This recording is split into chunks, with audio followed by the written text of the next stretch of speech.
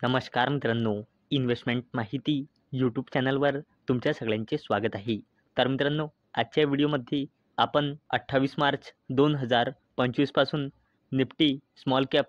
250 इंडेक्समध्ये कोणते stocks add होणार आहे आणि कोणते स्टॉक्स बाहेर होणार आहे हे बघणार आहोत. तर सगळ्यात पहिले बोलूया 28 मार्च 2025 पासून निफ्टी स्मॉल कॅप 250 इंडेक्समध्ये कोणते स्टॉक्स बाहेर होणार आहे हे बघूया. तर मित्रांनो, या लिस्टमध्ये सगळ्यात पहिलं नाव आहे 360 वॅम लिमिटेडचे, नंतर आहे अपार इंडस्ट्रीज लिमिटेड, नंतर आहे आर्कियन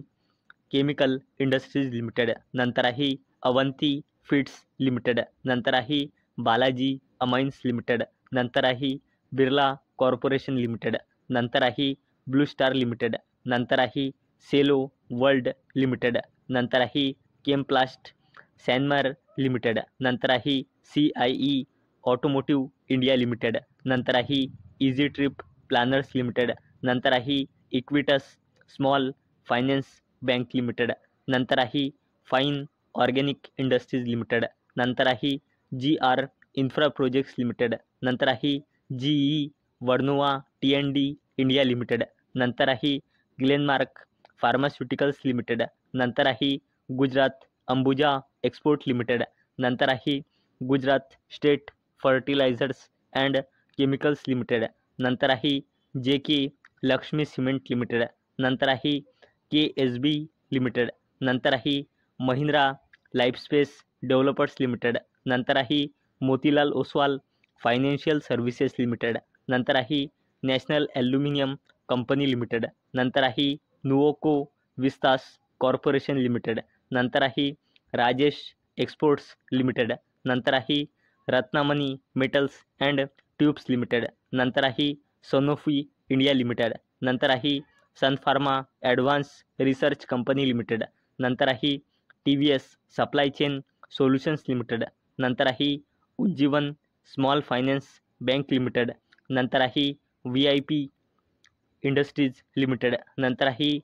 वॅरॉक इंजिनिअरिंग लिमिटेड आणि सगळ्यात शेवटी आहे विनाती ऑर्गॅनिक्स लिमिटेड. तर मित्रांनो, चला आता अशा स्टॉक्सबद्दल बोलूया ज्या कंपन्या 28 मार्च 2025 पासून NSEच्या निफ्टी स्मॉल कॅप 250 या इंडेक्समध्ये ॲड होणार आहे. तर मित्रांनो, या लिस्टमध्ये सगळ्यात पहिलं नाव आहे ॲक्मे सोलर होल्डिंग्स लिमिटेड, नंतर आहे ॲपकॉन्स इन्फ्रास्ट्रक्चर लिमिटेड, नंतर आहे ॲलिवास लाईफ सायन्सेस लिमिटेड, नंतर आहे युथम इन्व्हेस्टमेंट अँड इन्फ्रास्ट्रक्चर लिमिटेड, नंतर आहे बेअर कॉर्प सायन्स लिमिटेड, नंतर आहे ब्रेनबीज सोल्युशन्स लिमिटेड, नंतर आहे मुरुगप्पा ग्रुपची दिग्गज कंपनी कार्बोंडम युनिव्हर्सल लिमिटेड, नंतर आहे DCM श्रीराम लिमिटेड, नंतर आहे डेलिव्हरी लिमिटेड, नंतर आहे फर्टिलायझर्स अँड केमिकल्स ट्रॅव्हॅन्कोअर लिमिटेड, नंतर आहे ग्रॅव्हिटा इंडिया लिमिटेड, नंतर आहे IDBI बँक लिमिटेड, नंतर आहे इंडियन ओव्हरसीज बँक, नंतर आहे इंटरनॅशनल गेमॉलॉजिकल इन्स्टिट्यूट इंडिया लिमिटेड, नंतर आहे इन्व्हेंचुरस नॉलेज सोल्युशन्स लिमिटेड, नंतर आहे JSW होल्डिंग्स लिमिटेड, नंतर आहे LT फूड्स लिमिटेड, नंतर आहे